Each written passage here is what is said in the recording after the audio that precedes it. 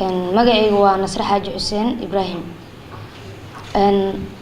waxaan ahay gabar Soomaaliyeed ay jeedaan xoogaa wada yarta la dhaala ka duqinaa Soomaaliya. waxaan ahay gabar makaanig ah sameeysa baabuurta.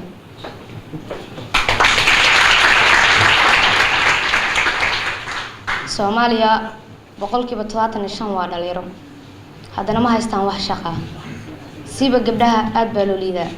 waxaa la aaminsan yahay inay gabdhaha waxba qaban karin.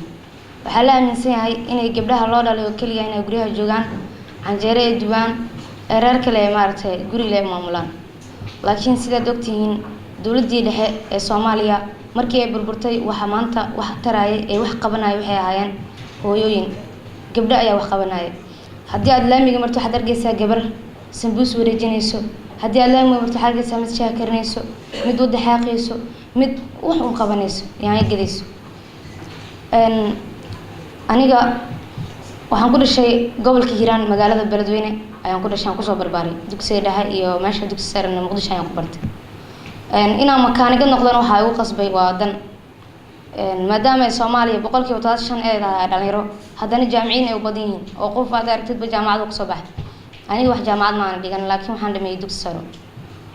aabahay waa nin waayeel ah 90 sano ayuu jiraa, wiilkiisa curudkan 15 sano ayuu jiraa. gabdhaha ayaa waaweyn. gabdhaha igu waaweyn waa gabdha iska afgaaban oo guriga la joogo marka.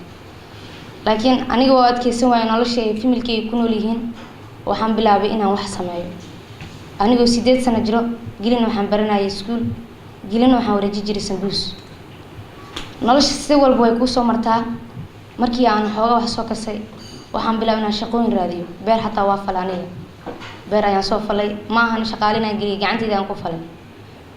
maaragtay dhuxul waa soo jiray inaan jaqda aado wiilasha aan tuugo walaalayaal waxay qabto ana ilaalsanayo dhuxush aadha way sameeyay kan wiil badan garab siiyay. markii aan Muqdisho imaado waxaan raadiyay shaqo. ani waxaan ahay shahaado dugsi sare haystaa, shaqo ayaan raadiyay. shaqo walba aan raadiyo waxa lagu xijeenaa waxay damiin inaan damiin keeno qof damiin ah ama qabiil aan raadiyo. anigana waxaan aad ugu faanaa inaan qabiil raadiyo maxaa yeelay ani waxaan ahay Soomaali, mana rabo inaan qabiil dib ugu laabto. waxaa aaminsanaan in aan aniga wax ku qabsan karo wajigayga, laakiin aan qabiil waxba u raadinaynin. waxaa dhacday maalin maalmaha kamid ah shaqo markaan meeshan tago qadaminaya la soo weydina familkina anigoo ii baahan yahay maxaa yeelay qof ay caawiyo ma laha. wiil iga weyn ma qabo oo aabahay ma ii dhalan, adeer garbisi ma haysto. nolosha iska adagta wax walba dareemi kartiin guri ay ku noolyihiin famil badan, haddana qof ku caawinaya inay qofka kaliya uu dhaqaaq ay adagtahay. aabahay markaan ka soo tago waxaan u sheegaa inaan shaqo fiican soo raadsanayo waana soo helaa, laakiin aabahay ii soo duceeyaa, hooyaduna ii duceysaa. markaan guri ku soo laabto waxaa la weydiinaa shaqo ma soo heshay.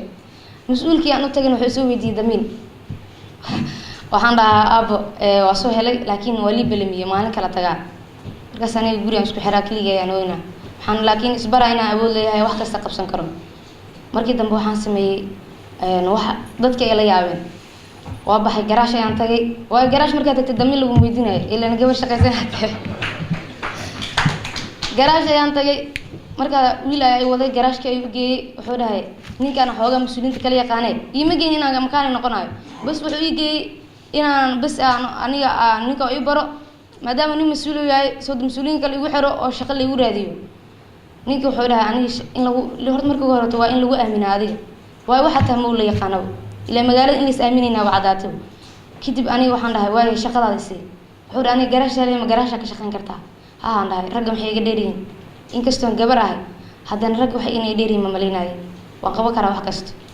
kadib wuxuu dhahay way ka shaqeey dariisa soo gatay shaqadii ayaan bilaabay. caqabada koowaad aan la kulmay maxay dhaliirtii aan la shaqeynaa maxaa yeelay mobile ay timaad makaaniga naagta maalinta ay makaaniga si wax wada marka makaaniga way dhib badan tahay baawur inaa hoos gashida la rabaa. meesha waxa la shaqeynaysaa waa dhaliir 40 wiil ka badan la shaqeynaa iyo wax baawurta qofka ku kaysanayo kuma aaminayo wuxuu ku leeyahay seenaag baawurkeyga waa si haleynay naagsi baawur loo dhiiba. carqalad badan markaan kala kulmay, laakiin dadka waxaan isbaray inaan aniga waa sabray. qofka ii caayo oo u mahad celin jiray, qofkii wax kale ii malay waa u mahad celin jiray.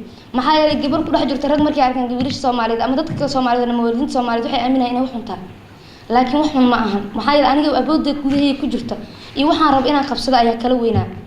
waxaan rabay inaan kaliya aan maalin un banaanka iskeeno maalin un bulshada isbaro inaan wax qabsan karo marka gabdhaha Soomaaliyeed way jiraan gabdho awood leh laakiin waxa niyada ka jibiyay waa dadkeena waalidiinteena qaar ku niyad jibinayo qaar ku xumaynayo dadka ku dhow ehelkaaga qaraabadaada dhan way ku xumaynayo waxa u dhahaa aniga qaar dadka markay yimaadaan baawad sameeyaan waxay dhigi jireen gabar aad u qurux badan ayaa tahay maalin iska guursatay laakiin ma dareemi karaan ani dhibaatada iyo wax ay haayo iyo waxaan la murgaayo iyo waxaan la ordaayo ma dareemi karaan ayaga waa qof dhibaato soo arkin ba dareemi karo laakiin qof nolol raaxo ku soo karin nolosha aan ku korin ma dareemi karo marka waxaan aad ugu faraxsanahay inaan maanta la kulmo wajiyada aadka quruxda badan leh waa aad u mahadsantihiin wasiirka dastuurka iyo madaxda dawladda Soomaaliya waxaan ka codsanaa inay maanta cadeeyaan ay noo cadeeyaan in gabdhaha Soomaaliyeed mar walba ay dunida ku nool yihiin inay dastuurka xaqooda ay siinayso